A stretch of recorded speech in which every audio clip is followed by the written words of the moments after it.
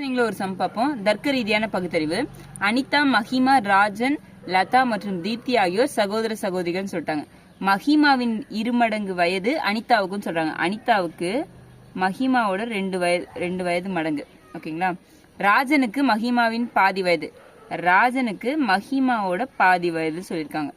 தீப்தியின் பாதி வயது அனிதா. அனிதா வந்து தீப்தியின் பாதி வயது. ஓகேவா? லதாவின் இருமடங்கு வயது ராஜனுக்கு. ராஜனுக்கு வந்து லதாவோட இருமடங்கு வயது. எனில் மஹிமாவுக்கு 16 வயது எனில் லதாவின் வயது என்னன்னு கேட்குறாங்க. மஹிமாவுக்கு வந்து 16 வயதுன்னு சொல்லிட்டாங்க. ஓகேவா?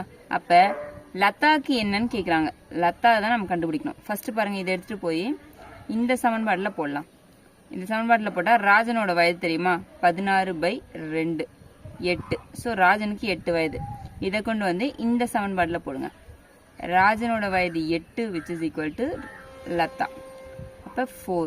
அப்போ லதாக்கு வந்து 4 வயதுன்னு தான் ஆன்சர். ஆப்ஷன் ஏ தான் ஆன்சர்.